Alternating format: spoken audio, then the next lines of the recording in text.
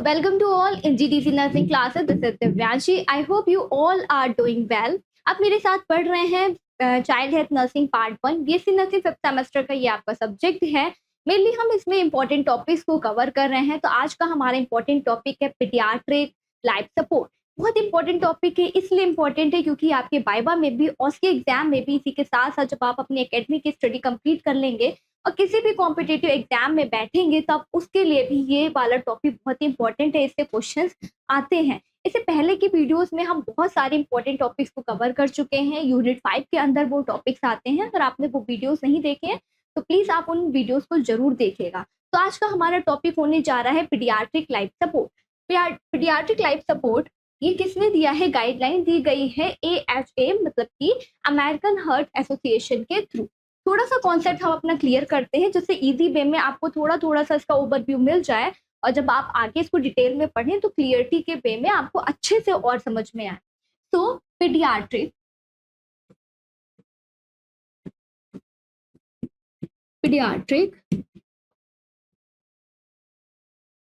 Life support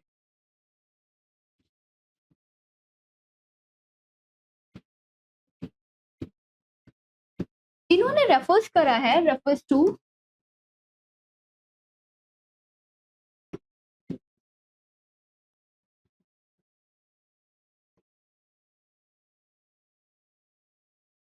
American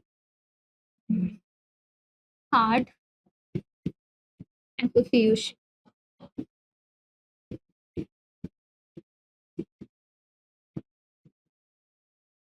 तो mainly American Heart Association ने paediatric life support को introduce करा है।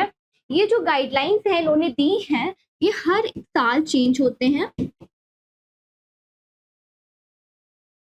एवरी ईयर ये गाइडलाइंस चेंज होते हैं। पीडियाट्रिक लाइफ सपोर्ट मेनली क्या है, ये क्यों दिया गया है, मेनली इन्होंने क्यों दिया है, अमेरिकन हार्ट एसोसिएशन ने पीडियाट्रिक लाइफ सपोर्ट को क्यों दिया है? मैनेज करने के लिए। क्या मैनेज करना है? Managing life threatening condition.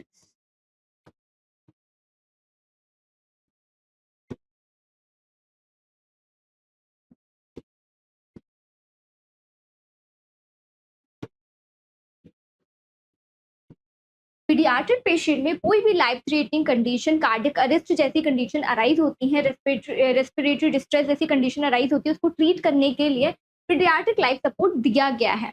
तो मेनली है क्या इसमें, पीडियाट्रिक लाइफ थ्रेटनिंग कभी अराइज होती है, ये ऐसे केसेस हैं, ये कब अराइज होंगे?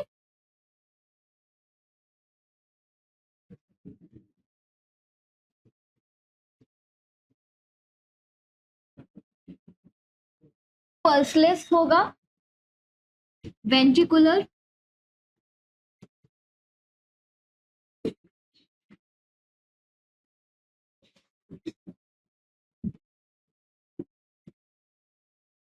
डिफिब्रिलेशन,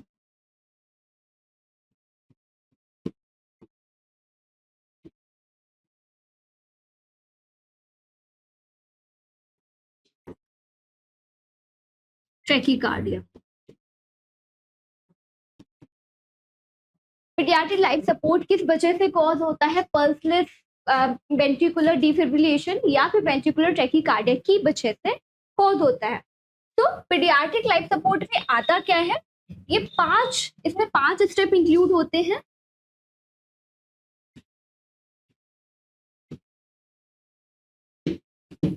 फर्स्ट स्टेप में आता है रिकॉग्नाइजेशन,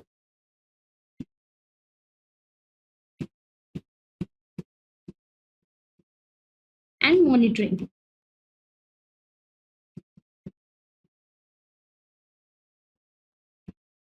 जब हम रिकॉग्नाइज करते हैं पेशेंट को, मॉनिटर या फिर असेसमेंट कर रहे होते हैं, जब पीडियाट्रिक पेशेंट बॉर्न होते हैं तब उस टाइम में मेनली हम क्या देखेंगे, बेबी की स्किन का कलर देते हैं, कैरोटिड आर्टरी में पल्सेशन को चेक करते हैं। अगर पल्सेशन नहीं है, पल्सलेस है, बेबी ब्रीथ नहीं कर पा रहा, रेस्पिरेशन नहीं है बिल्कुल भी बेबी की बॉडी में, तो इस कंडीशन में हम क्या करेंगे, बेबी का airway breathing and the circulation,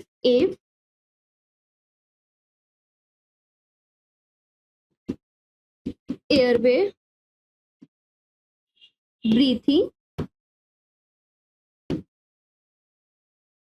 and circulation.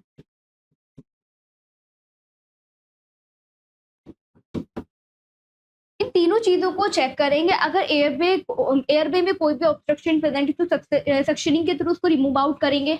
Breathlessness patient है और सर्कुलेशन एकदम से बिल्कुल भी ब्लड फ्लो अच्छे से काम नहीं कर रहा बेबी की बॉडी में, तो हम क्या करेंगे, call for the help.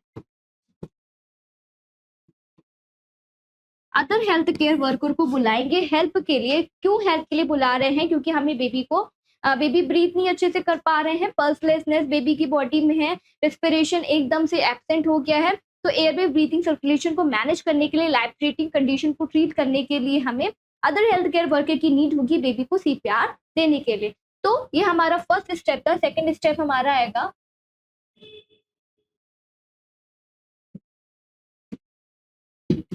CPR. CPR stand for cardio pulmonary resuscitation.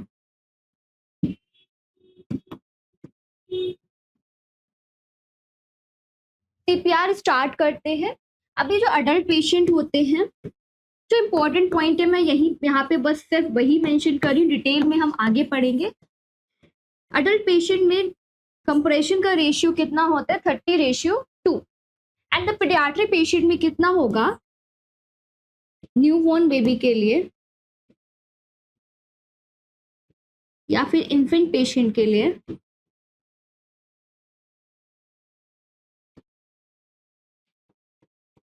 3:1। इसमें 90 चेस्ट कंप्रेशन होते हैं विद 30 पॉजिटिव प्रेशर वेंटिलेशन के साथ। ये 120 इवेंट्स होते हैं इन 1 मिनट। और किसमें होगा? 3:1 में होता है 90 chest compression with 30 positive pressure ventilation के साथ। तो ये सेकेंड स्टेप है। देन हम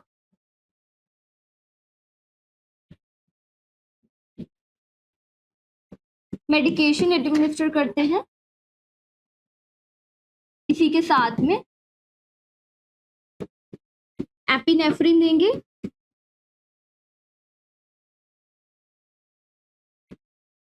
कितना होता है? एपिनेफ्रिन दे सकते हैं और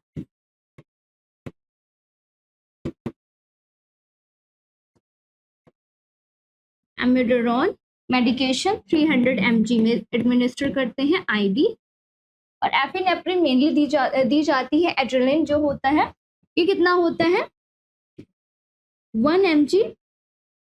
इसके साथ में 10 ml नॉर्मल सलाइन के साथ में इसको डाइल्यूट किया जाता है एंड 0.2 ml पर kg के अकॉर्डिंग इसको एडमिनिस्टर करते हैं।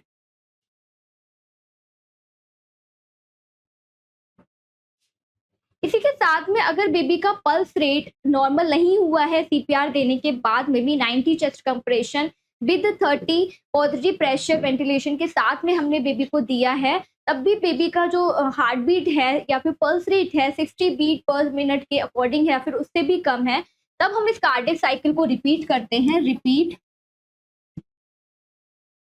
The cardiac cycle.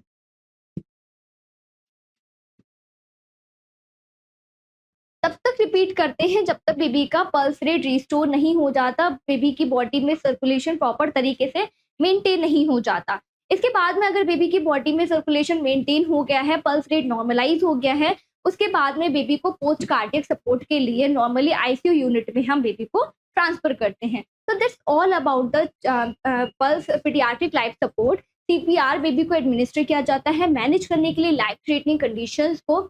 इसमें कंप्रेशन जो बेबी की बॉडी में देते हैं, रीफॉइड प्रोसेस को अवॉइड करते हुए थर्ड स्टर्नम बॉर्डर में कंप्रेशन देते हैं। थंब टेक्निक का यूज करते हैं जब हमारे पीडियाट्रिक पेशेंट होते हैं उनमें सीपीआर देने के लिए। तो हम डिटेल में इसको स्टेप बाय स्टेप देखेंगे। What is paediatric life support, इसको किस तरीके से दिया जाता है, क्या क्या इसमें स्टेप होते हैं, क्या क्या इसके कंपोनेंट्स हैं, किस तरीके से हम पीडियाट्रिक पेशेंट बेबी जो है हम उनकी लाइफ को सेव कर सकते हैं। So pediatric life support that refers to the American Heart Association guidelines. मैंने बताया ये guidelines हर year change होती हैं. So pediatric life support is a set of the guideline developed by the AHA American Heart Association for managing life-threatening emergency in the infant and the children. दोनों के लिए ही है, infant children हो या फिर infant 1 year से above as के जो बेबी होते हैं, बच्चे होते हैं, उनकी लाइफ को सेव करने के लिए भी पीडियाट्रिक लाइफ सपोर्ट दिया गया है, गाइडलाइंस दी गई हैं. These guidelines are designed to help healthcare provider and trained respond deliver effective care in a pediatric emergency. ये गाइडलाइंस किनके लिए हैं? जो हेल्थ केयर वर्कर हैं, जो हॉस्पिटल सेटिंग में काम कर रहे हैं, जो एक्सपीरियंस्ड हैं, किसके लिए उन्हें रखा गया डिलीवर करने के लिए इफेक्टिव केयर, इसके लिए जब भी पीडियाट्रिक इमरजेंसी जैसी कंडीशन, कार्डियक अरेस्ट जैसी कंडीशन अराइज होती है तब. इसमें क्या करते हैं? एयरवे को चेक करते हैं, ब्रीथिंग को चेक करेंगे बेबी की, इसी के साथ साथ सर्कुलेशन को भी चेक करते हैं.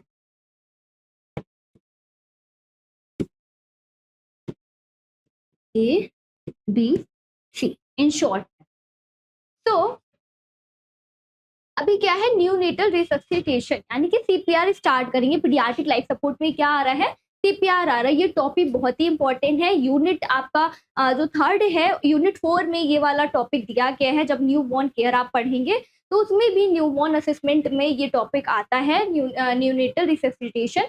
इसी के साथ साथ ऑस्की एग्जाम में भी आपसे ऑस्की में प्रोसीजर परफॉर्म किया जाएगा, करवाया जाएगा, स्टेप बाय स्टेप आपको परफॉर्म करके दिखाना होगा.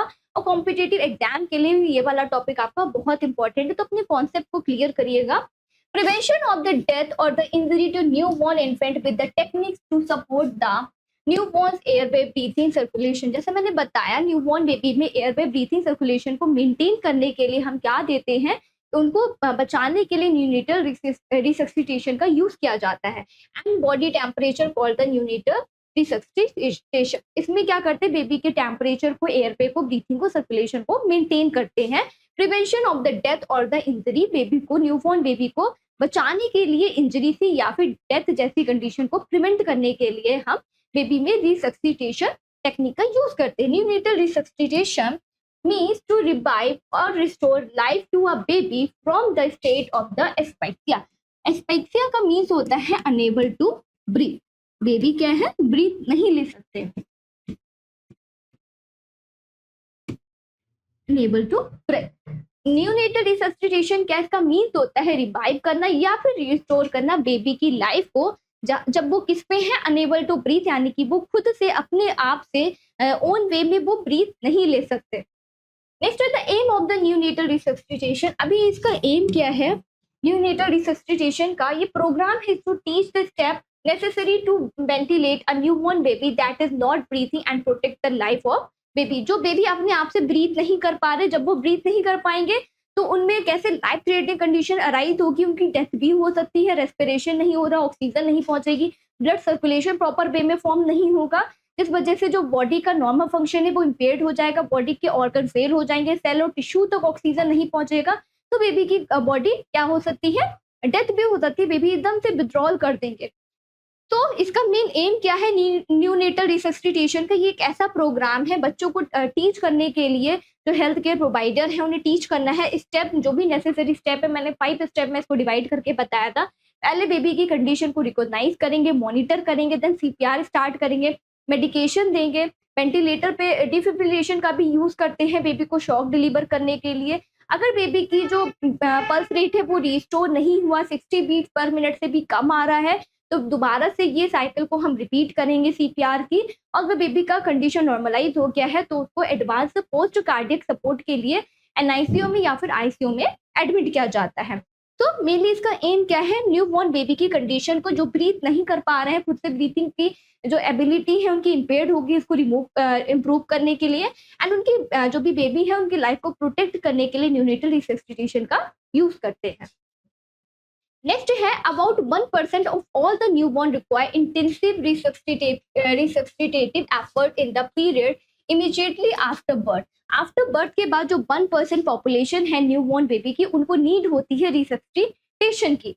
And among them majority of the infant are born preterm before 37 weeks of gestation. जो बेबी प्री टर्म बॉर्न होते हैं या फिर जिनका वेट बहुत कम होता है, 2.5 केजी से भी कम होता है, उन बेबी को न्यूनेटल रिसब्सिटेशन की नीड होती है। Failure to recognise and treat the emergency in the neonatal period में result in the inadequate oxygen delivery to the brain. अगर हमने अच्छे से ध्यान नहीं दिया, इस इमरजेंसी को हमने निग्लेक्ट कर दिया, इग्नोर कर दिया, तो दैट ये क्या कॉज करेगा, जो एडिकेट सप्लाई है ऑक्सीजन का, ये प्रॉपर क्या है बेबी की बॉडी में नहीं पहुंच पाएगा। कहाँ कहाँ नहीं जा पाएगा, ब्रेन में, हार्ट में, लंग्स में एंड अदर ऑर्गन तक भी बेबी की बॉडी में ब्लड सर्कुलेशन नहीं होगा और ऑक्सीजन सप्लाई भी नहीं रीच कर पाएगी, में रिजल्ट इनटू द सीजर। अब इसकी वजह से क्या कंडीशन अराइज हो सकती है, बेबी में सीजर होगा, कॉग्निटिव इम्पेयरमेंट, बेबी का ब्रेन अच्छे से काम नहीं करेगा, encephalopathy and the cerebral palsy जैसी जो सीवियर कंडीशन है ये बेबी की बॉडी में अराइज होती है। तो इन सारी चीजों को ट्रीट करने के लिए पोटेंशियल कोई भी आगे इन फ्यूचर कोई भी प्रॉब्लम अराइज ना हो, उसको ट्रीट करने के लिए हमें न्यू नेटल रिससिटेशन किया करने की नीड है। और जब भी बेबी की कंडीशन इम्पेयर्ड हो रही है, इनएडिक्वेट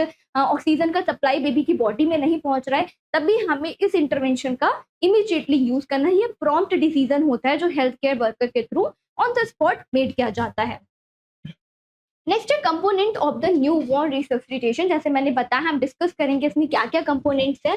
तो फर्स्ट है T means temperature, second one is airway,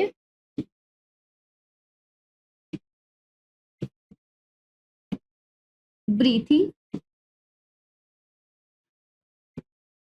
and circulation।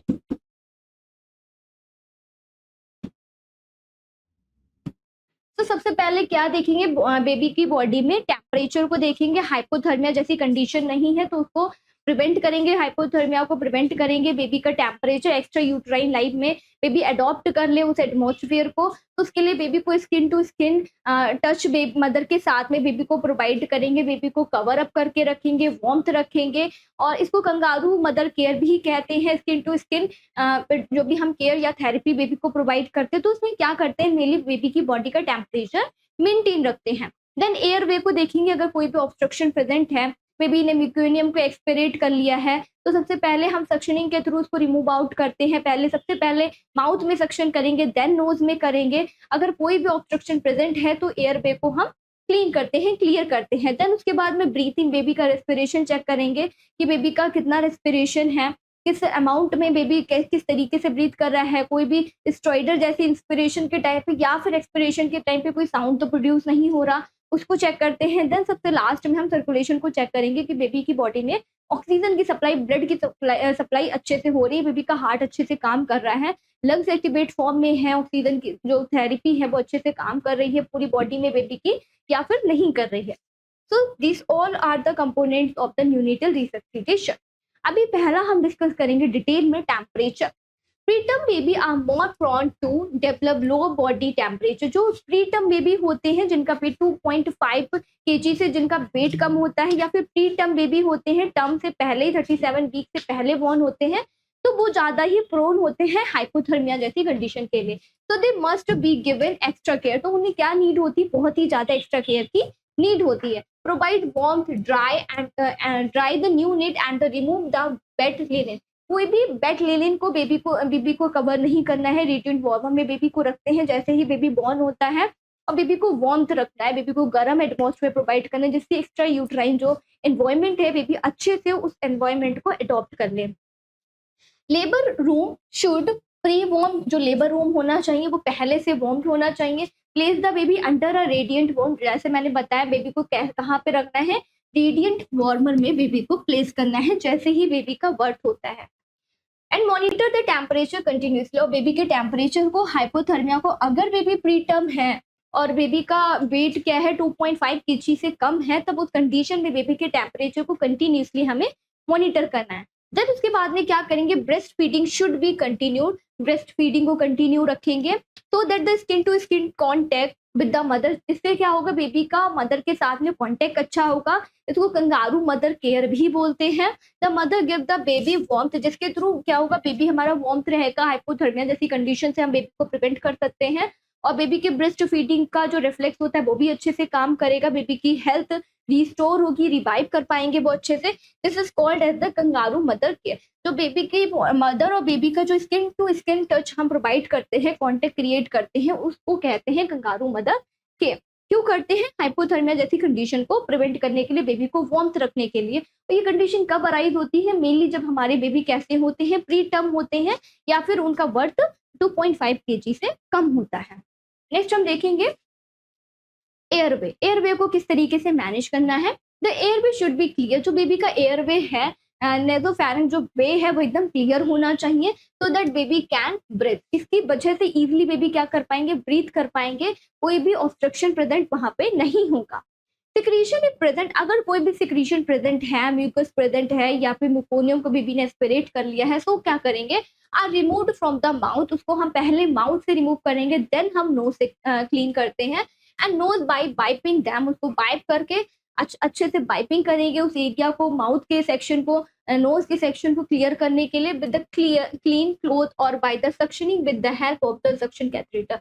Suction catheter का यूज करते हुए हम माउथ एंड द नोज से जो भी सिक्रीशन प्रेजेंट है, जो भी ऑब्स्ट्रक्शन प्रेजेंट है जिसकी वजह से बेबी अच्छे से ब्रेथ नहीं कर पा रहे हैं, उसको रिमूव आउट करते हैं। The mouth should always be suctioned before the nose. जैसे मैंने बताया, सबसे पहले क्या करना है? माउथ को सक्शन करना है, इससे पहले कि हम नोज की सक्शनिंग करें। If the baby is aspirate, अगर बेबी ने एस्पिरेट कर लिया है किसको? मिकोनियम को। एंड इज नॉट बिगोरस, अगर बिगोरस का मतलब बहुत ही ज्यादा मात्रा में नहीं है, बहुत ही हार्डन नहीं है, तो endotracheal intubation is done and the meconium is sucked out. इसके थ्रू हमें क्या करना पड़ेगा? एंडोट्रेकियल इंट्यूबेशन का यूज करते हैं। क्या करने के लिए? मिकोनियम जो बेबी ने सकिंग करा है उसको आउट करने के लिए, सक्ड आउट करने के लिए एंडोट्रेकियल इंट्यूबेशन का यूज किया जाता है। और इसी के साथ साथ अगर हम सक्शनिंग कर रहे हैं नॉर्मली, तो बेबी का सबसे पहले माउथ सक्शन करेंगे, उसके बाद में नोज से सक्शनिंग करते हैं। क्यों करने के लिए? क्योंकि जो बेबी का एयर वे है वो एकदम से जो पैसेज है वो क्लीन हो, क्लियर हो, जिसमें कोई भी ऑब्स्ट्रक्शन ना प्रेजेंट हो, जिसके थ्रू बेबी इजीली ब्रीथ कर पाए अपने आप से। नेक्स्ट है breathing. Give tactile stimulation to initiate breathing. क्या करना है? टेक्टाइल का मतलब होता है टच। बेबी को टच करके स्टिमुलेट करना, बेबी क्राई करे अच्छे से, जिसके थ्रू जो भी ब्रीथिंग एयरवे में ऑब्स्ट्रक्शन प्रेजेंट है वो क्लीन हो जाए, वो क्लियर हो जाए।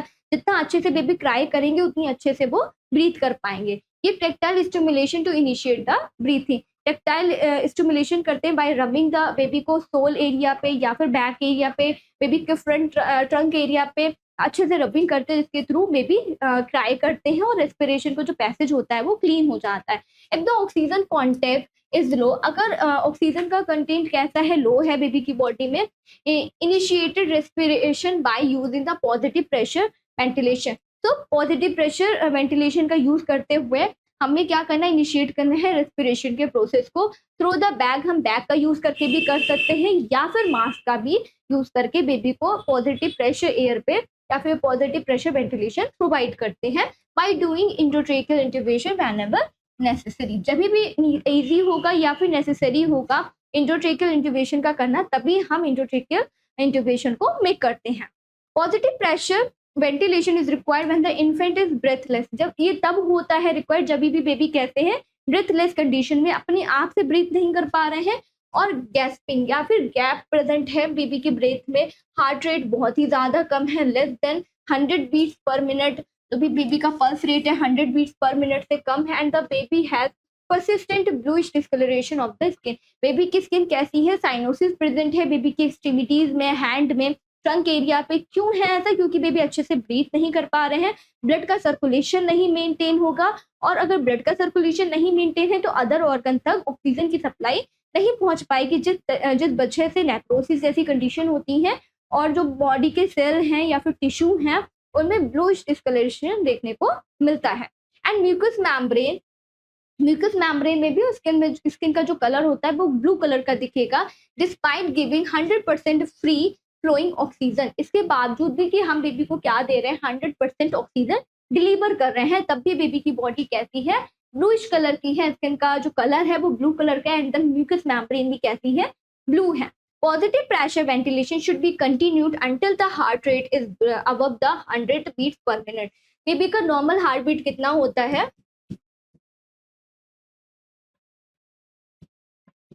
पल्स रेट जिसको भी बोल सकते हैं हम, 120 to 160 beats per minute in normal newborn baby का पल्स रेट होता है। सो अगर बेबी का हमें तब तक ये कंटिन्यू करना है पॉजिटिव प्रेशर वेंटिलेशन को जब तक बेबी का heart rate 100 beats per minute से अबव ना हो जाए, इससे ज्यादा ना हो जाए, and newborn has begun to breathe his own. और जब तक न्यूबॉर्न बेबी अपने आप से ब्रीथिंग की जो प्रोसेस है वो अपने आप से स्टार्ट ना करना, तब तक हमें पॉजिटिव प्रेशर वेंटिलेशन को बेबी को देते रहना है। नोज के through 100% oxygen rich therapy baby को प्रोवाइड करनी है। तो ब्रीथिंग क्या है, अगर बेबी अच्छे से क्राई नहीं कर रहे हैं तो टेक्टाइल यानी कि टचिंग के थ्रू, रबिंग के थ्रू बेबी के बैक में, टोल एरिया पे, ट्रंक एरिया पे हमें उनको रबिंग करना है, जिसके थ्रू जो भी स्टिमुलेशन है क्राइंग का वो स्टिमुलेट होगा, बेबी अच्छे से क्राई करेंगे और रेस्पिरेशन की प्रोसेस इजीली हो पाएगी, बेबी अच्छे से अपने आप से ब्रीथ कर पाएंगे। अगर तब भी ऐसा नहीं होता, बेबी की बॉडी में ऑक्सीजन नहीं रीच हो रही है, ऑक्सीजन कंटेंट कैसा है, बहुत ही लो है, तो हमें क्या करना पड़ेगा, इमीडिएटली रेस्पिरेशन की प्रोसेस को स्टार्ट करनी पड़ेगी। कैसे स्टार्ट करेंगे? By using the positive pressure ventilation. Positive pressure ventilation का यूज करते हुए हमें ब्रीथिंग की प्रोसेस को स्टार्ट करना है थ्रू द बैग। हम जो भी वेंटिलेशन बेबी को दे रहे हैं बैग के थ्रू या फिर नेजल मास्क के थ्रू भी डिलीवर कर सकते हैं। If the positive pressure ventilation is required when the infant is breathless, ये कभी रिक्वायर्ड होता है जब भी बेबी ब्रेथलेस है, खुद से ब्रीथ नहीं कर पा रहे हैं, गैस्पिंग प्रेजेंट है, हार्ट रेट बहुत ही ज्यादा कम है, 100 बीट पर मिनट से भी ज्यादा कम है, and the baby has persistent bluish body colour. Body का कलर बेबी का लगातार कैसा हो रहा है? ब्लू कलर का हो रहा है, म्यूकस मेम्ब्रेन भी ब्लू है। तो उस कंडीशन को ट्रीट करने के लिए इंट्रोट्रेकियल इंट्यूबेशन के साथ में पॉजिटिव प्रेशर वेंटिलेशन बेबी को देते हैं, जिसके थ्रू ऑक्सीजन बेबी की बॉडी में पहुंचे और जो भी ब्लूइश डिस्कलरेशन है वो बॉडी की बेबी की बॉडी से मिनिमाइज हो और बेबी अच्छे से अपने आप से ब्रीथ कर पाए। और पॉजिटिव प्रेशर वेंटिलेशन तब तक देते हैं जब तक बेबी की बॉडी में जो पल्स रेट है 100 बीट्स पर मिनट से ज्यादा ना हो जाए। नेक्स्ट है सर्कुलेशन। सर्कुलेशन को कैसे मेंटेन करना है? Access to the circulation can be gain to newborn by the umbilical vein. जो भी एक्सेस है सर्कुलेशन का वो जब भी न्यूबॉर्न बेबी होते हैं तो अम्बिलिकल वेन के थ्रू जितना भी ब्लड सर्कुलेशन होता है वो होता है, क्योंकि जब भी बेबी वोम में होते हैं उस टाइम पे बेबी के लंग्स इनएक्टिवेट फॉर्म में होते हैं, इनएक्टिवेट होते हैं, जैसे काम ही नहीं कर रहे होते। लास्ट ट्राइमेस्टर तो जो भी बेबी के लंग्स होते हैं वो ग्रो करते रहते हैं। तो इस कंडीशन में क्या है, जो भी एक्सेस है सर्कुलेशन का वो अम्बिलिकल वेन के थ्रू बेबी की गेन करते हैं। Circulation of the blood has to be stimulated and the maintained with the chest compression and medication as indicated। और जो भी अगर बेबी अच्छे से बॉन्ड होने के बाद में उनका ब्रीथिंग सर्कुलेशन अच्छे ब्रीथिंग नहीं हो रहा, सर्कुलेशन अच्छे से मेंटेन नहीं है, एयर वे क्लियर नहीं है, टेम्परेचर बेबी का बहुत ही कम है, हाइपोथर्मिया के स्टेट पे है बेबी, तो उन्हें सर्कुलेशन को मेंटेन करने के लिए हमें क्या करना पड़ेगा? चेस्ट कंप्रेशन का यूज करते हैं एंड अदर मेडिकेशन जैसे एपिनेफ्रिन या फिर एमिनोडेरोन जो मेडिकेशन हो गया उनका यूज करते हैं, जिसके थ्रू बेबी की बॉडी में सर्कुलेशन को मेंटेन करे, रेस्पिरेशन की प्रोसेस अच्छे से हो और बेबी खुद से अपने आप से ब्रीथ कर पाए। तो हमारा नेक्स्ट आता है चेस्ट कंप्रेशन, जिसको CPC भी बोलते हैं। Chest compression should be initiated only if the heart rate, तभी इनिशिएट करेंगे CPR, तभी देना हमें स्टार्ट करेंगे जब बेबी का हार्ट रेट बिलो हो कितने से 60 बीट्स पर मिनट से कम हो। जैसा मैंने बताया, जब पल्स लेस वेंट्रिकुलर फिब्रिलेशन या फिर वेंट्रिकुलर टेकिकार्डिया जैसी कंडीशन होती है उस कंडीशन में हम CPR स्टार्ट करते हैं और जब बेबी की बॉडी में बीट पल्स रेट कितना है 60 बीट्स पर मिनट है, डिस्पाइट 30 सेकेंड ऑफ। जब क्या कर रहे हैं, हमने इससे पहले देखा था कि ब्रीथिंग में क्या कर रहे थे हम, बेबी को अगर ब्रीथ उनका अच्छे से नहीं था तो हम पॉजिटिव प्रेशर वेंटिलेशन का यूज कर रहे थे। 30 second of positive pressure ventilation का यूज कर रहे हैं 100% ऑक्सीजन के साथ में जो एडमिनिस्टर करी जा रही है ऑक्सीजन उसका लेवल कितना है 100%। इसके बावजूद भी बेबी की बॉडी में जो पल्स रेट है वो 60 बीट्स पर मिनट है। तो दैट हमें क्या करना पड़ेगा, चेस्ट कंप्रेशन स्टार्ट करने पड़ेंगे। रफ फिगर में आप याद कर लीजिए, जो न्यू बॉर्न बेबी होते हैं उनमें 90 चेस्ट कंप्रेशन देते हैं विथ 30 पॉजिटिव प्रेशर वेंटिलेशन के साथ में। और ये 120 मिनट का 1 मिनट में 120 इवेंट्स होते हैं चेस्ट कंप्रेशन के, जिसके थ्रू बेबी की बॉडी में जो भी सर्कुलेशन है, ब्रीथ है, उसको हम मेंटेन कर पाए। Then chest compression is done by the applying pressure. कहाँ ये कैसे स्टार्ट करते हैं? अप्लाई करते हैं प्रेशर को lower third of the sternum by the two thumb technique, avoid the force on the xiphoid process. यानी कि इसका मतलब क्या है? ज़िगोइड प्रोसेस पे हमको कोई भी फोर्स नहीं करना, नहीं तो बेबी के चेस्ट में जो रिब केज है वो ब्रोक होने के, फ्रैक्चर होने के चांसेस होते हैं। तो बहुत केयरफुली जो भी चेस्ट कंप्रेशन दे रहे हैं हेल्थ केयर वर्कर, उन्हें बहुत ही ज़्यादा अलर्ट होकर ध्यान देके पीडियाट्रिक पेशेंट को चेस्ट कंप्रेशन देने हैं, डिलीवर करने हैं, अवॉइड करना है ज़िगोइड प्रोसेस को, और थंब टेक्निक का, टू थंब टेक्निक का यूज़ करते हैं। और कहाँ पे चेस्ट कंप्रेशन देंगे? Lower third of the sternum. Lower third of the sternum में चेस्ट कंप्रेशन को स्टार्ट किया जाता है थंब टेक्निक का यूज़ करते हुए पीडियाट्रिक पेशेंट में, और अवॉइड करना है ज़िगोइड प्रोसेस को। ये याद रखिएगा, इंपॉर्टेंट पॉइंट है। स्टार मार्क कर लीजिए, अगर आप शॉर्ट नोट्स बना रहे हैं तो उसमें भी नोट डाउन करिएगा, और इसको भी। नेक्स्ट हम देखेंगे, सी ये हमारा डायग्राम है, इसमें बेबी है, पीडियाट्रिक पेशेंट ही है। तो इसमें टू हैंड यानी कि टू थंब टेक्निक का यूज कर रहे हैं चेस्ट कंप्रेशन देने के लिए। अवॉइड करेंगे ज़िगोइड प्रोसेस को, lower third of the sternum में चेस्ट कंप्रेशन को दिया जाता है। कितना देंगे? 90 chest compression and 30 positive pressure ventilation के साथ में, जिसका रेशियो होता है 3:1। ये पीडियाट्रिक पेशेंट के लिए होता है। अगर इन्फेंट है, 1 साल से बड़े बच्चे हैं, या फिर एडोसेंस है, तो उनका रेशियो 30:2 होता है। Next, in this procedure, the heart is compressed against the spine and the pressure within the chest increase. This mechanically pumps blood to the body. अभी जब हम थंब टेक्निक का यूज कर रहे हैं, कंप्रेशन दे रहे हैं बेबी की बॉडी में, स्टर्नम एरिया में, लोअर थर्ड रीजन में, स्टर्नम में कंप्रेशन दे रहे हैं, तो उसकी वजह से होगा क्या? इन दिस प्रोसीजर, जो भी ये प्रोसीजर हम परफॉर्म कर रहे हैं, द हार्ट इज कंप्रेस्ड। इसकी वजह से हार्ट कैसा होगा? कंप्रेस होगा against the spine, spine area के अगेंस्ट में, and the pressure within the chest, जिसकी वजह से जो चेस्ट है उसमें प्रेशर इंक्रीज होगा, and this mechanically pumps blood to the body, जिसके थ्रू जो पंप, जो भी बॉडी है, हार्ट है, बट बेबी का अच्छे से काम नहीं कर रहा ब्लड को सप्लाई देने के लिए, तो कंप्रेशन देंगे। जब बेबी के हार्ट में कंप्रेशन पड़ेगा अगेंस्ट द सुपाइन रीजन, तो दैट क्या होगा? बेबी का जो हार्ट है वो अच्छे से वर्क करना स्टार्ट कर देगा, ब्लड का सर्कुलेशन बेबी के अदर बॉडी पार्ट्स तक पहुंच पाएगा, रीच कर पाएगा। Give ventilation by the positive pressure ventilation between the chest compression ensure delivery of the oxygenated blood to hold the body। Mainly हमारा एम क्या है? जो भी हम वेंटिलेशन दे रहे हैं, पॉजिटिव प्रेशर वेंटिलेशन बेबी को प्रोवाइड कर रहे हैं चेस्ट कंप्रेशन के साथ में ही, तो हमारा मेन एम क्या है कि ऑक्सीजनेटेड ब्लड पूरी बॉडी में, बेबी के होल बॉडी में सर्कुलेट हो। A positive breath and the ventilation should give at the every third chest compression, every third, यानी कि मैंने बताया ना कितना रेशियो होता है? 3:1। इसमें हम पॉजिटिव प्रेशर वेंटिलेशन बेबी को देंगे 3 कंप्रेशन करने के बाद में। तो chest compression to the ventilation ratio कितना हो जाएगा? 90 chest compression and the 30 positive pressure ventilation, जिसका रेशियो कितना होता है? 3:1 होता है। टोटल क्या होता है? 120 इवेंट होते हैं, कितने? 1 मिनट के अंदर 120 इवेंट्स होते हैं। Chest compression are most effective when the sternum is depressed. Chest compression क्या होगा? कैसे इफेक्टिव होगा? कैसे? जब हम थंब टेक्निक का यूज कर रहे हैं स्टर्नम एरिया पे, लोअर थर्ड रीजन पे, तो उतना ही ज्यादा इफेक्टिव होगा जब हमारा जो स्टर्नम का एरिया है वो जितना ज्यादा डिप्रेस्ड होगा, उतना ही ज्यादा बॉडी में ब्लड अच्छी तरीके से सर्कुलेट करेगा, होल बॉडी में, बेबी की बॉडी में ब्लड सर्कुलेट करेगा into the depth equal to the 1/3 of the anterior posterior chest diameter of the newborn. जो न्यूबॉर्न एंटीरियर पोस्टीरियर चेस्ट का डायमीटर होता है, उसमें जितनी डेप्थ में चेस्ट कंप्रेशन अप्लाई करेंगे, उतनी ही अच्छे से बॉडी में, पूरी बॉडी में, बेबी की होल बॉडी में ब्लड का सर्कुलेशन फ्लो करेगा। So if there is no palpable pulse at the base of the umbilical cord, the positive pressure ventilation should be stopped and the chest sculled to determine the heart rate।